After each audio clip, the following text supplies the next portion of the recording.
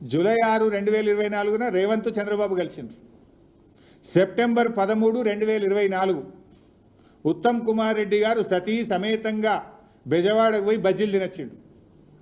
అక్కడ సైలెంట్ అయిపోయింది. ఇక బెజవాడ బజ్జీలు తిని బెజవాడకు పోయి చంద్రబాబు నాయుడు సతీ సమేతంగా కలిసి గోదావరి బనకచెర్లకు ఉత్తమ్ కుమార్ రెడ్డి కూడా పచ్చ జెండా ఊపిండు.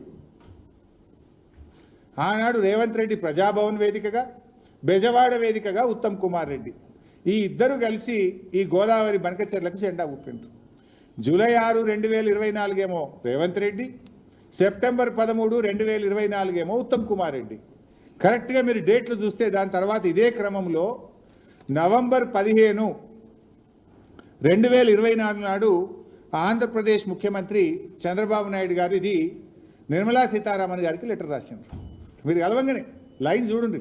ఫస్ట్ రేవంత్ కలిసిండు, సెకండ్ ఈయన పోయి రేవంత్ రెడ్డి గారు దూలంగానే ఉత్తమ్ కుమార్ రెడ్డి సతీ సమేతంగా పోయించిండు బెజవాడకు. ఈయన సెప్టెంబర్లో పోగానే నవంబర్ నెలలో మన చంద్రబాబు నాయుడు గారు నిర్మలా సీతారామన్కు గోదావరి బనకచెర్ల ప్రాజెక్టుకు డబ్బులు ఇవ్వండి అని చెప్పి రాశాడు. దీని తర్వాత మళ్ళీ డిసెంబర్ నెలలో 80,000 కోట్లు ఇవ్వండి మాకు అని చంద్రబాబు నాయుడు గారు డిసెంబర్లో నిర్మలా సీతారామన్ గారికి ఉత్తరం రాశారు. నవంబర్లోటి, డిసెంబర్లోటి. అయితే ఇంత కుట్ర జరిగినా కూడా రేవంత్ రెడ్డి మౌనంగా ఉన్నాడు. తెలంగాణ ప్రభుత్వం మాకు ఏం తెలియదు అన్నట్టు నటించిండు. ఉత్తమ్ కుమార్ రెడ్డి, రేవంత్ రెడ్డి ఇద్దరు నటించిండు. నవంబర్లో direct open letter Chandrababu Naidu గారు కేంద్ర ప్రభుత్వానికి లేఖల మీద లేఖలు రాస్తుండు. డిపిఆర్ తయారైతుంది, లేఖలన్నీ బయటకు వచ్చినాయి. నవంబర్లో ఒక లెటర్ రాసిండు, డిసెంబర్లో ఒక లెటర్ రాసిండు, పోయి కేంద్ర జలవనరుల మంత్రిని కలిసిండు, పీపీటీ ప్రజెంటేషన్ అవుతుంది, డిపిఆర్ తయారైతుంది. కానీ ఇంత జరుగుతున్నా ఈయన గారు మౌనం వహిస్తాడు, నాకేం తెలియదు అన్నట్టున్నాడు. ఆనాడు బీఆర్ఎస్ పార్టీ అసలు దీన్ని బయటకు తెచ్చింది, పోరాడింది బీఆర్ఎస్ పార్టీ. ఆ రోజు జనవరి 24వ తేదీ నాడు ఇదే తెలంగాణ భవన్లో నేను ప్రెస్ మీట్ పెట్టి ఈ విషయాన్ని బయటకు తెచ్చి లేఖలు బయట పెట్టినా. చంద్రబాబు గారు లెటర్లు రాస్తుండ్రు, ఒక దిక్కు వాళ్ళకు పర్మిషన్లు వస్తున్నాయి, డబ్బులు వస్తున్నాయి, ఏం నిద్రపోతుండ్రా, గడ్డి బీక్తుండ్రా అని జనవరి 24, 2025 నాడు నేను ప్రెస్ మీట్ పెట్టి ఈ భవన్ నుంచి విషయాలు బయట పెట్టినా.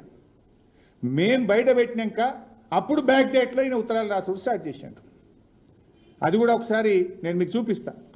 అది పెట్టు బాబు ఒకసారి. అసలు మనం ఎప్పుడు లేఖ రాసిన పెట్టినావా? మీరు చూడండి ఎప్పుడు రాసిండ్రు.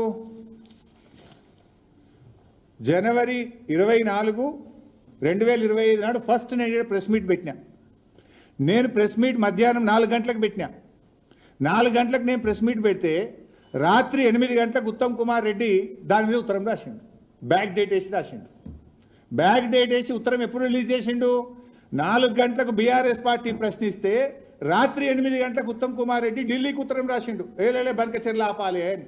కొంతమంది మాట్లాడుతున్నారు, ఇది కరెక్ట్ కాదు. తెలంగాణలో కొన్ని ప్రాజెక్టులు నేను సమైక్య ఆంధ్రప్రదేశ్లోనే దేవాదులు నేనే పునాదులు వేశాను. ఆ రోజు లిఫ్ట్ ఇరిగేషన్ పెట్టాను. శ్రీశైలం ఎస్ఎల్బిసి, ఇప్పుడు మాధవరెడ్డి కెనాల్. అది చూసిన తర్వాత ఆ రోజు నేను దేవాదుల ప్రాజెక్టు కూడా లిఫ్ట్ ఇరిగేషన్ సాధ్యమని గోదావరి పైన ఆ లిఫ్ట్ ఇరిగేషన్ పెట్టాం. అదే సమయంలో ఇక్కడికి వచ్చిన తర్వాత ఆంధ్రాలో పుష్కర, తాటిపూడి 2 లిఫ్ట్ ఇరిగేషన్లు తీసుకొచ్చాను. తర్వాత కొన్ని వీళ్ళు దేవాదుల ఇవన్నీ కూడా వచ్చాయి. రాజశేఖర రెడ్డి ఉన్నప్పుడే ఎల్లంపల్లి అన్నారు, అది రాలేదు, అది కూడా పెద్ద స్కామ్ అయింది. తర్వాత ఈరోజు వీళ్ళు దేవాదులు తీసుకొచ్చారు. గోదావరిలో నీళ్లున్నాయి, పైన ఉండేవాళ్ళు వాడుకుంటారు, కిందలో వాడుకోవచ్చు. 2000 టీఎంసీ నీళ్లు సగటున 100 సంవత్సరాలు సముద్రంలోకి పోయినాయి. సముద్రంలోకి పోయే నీళ్లు ఒక 200 టీఎంసీ ఇక్కడ కానీ అక్కడ కానీ వాడుకుంటే రాష్ట్రాలు బాగుపడతాయి, తెలుగు కమ్యూనిటీ బాగుపడుతుంది, నీటి సమస్య పరిష్కారం అవుతుంది. ఆ విషయమే నేను పదే చెప్తున్నా. ఎవ్వరికీ నష్టం లేదు. నేను తెలంగాణలో ఉండే ప్రాజెక్ట్స్ గోదావరి పైన ఎప్పుడు అపోజ్ చేయలేదు, అపోజ్ చేయను కూడా.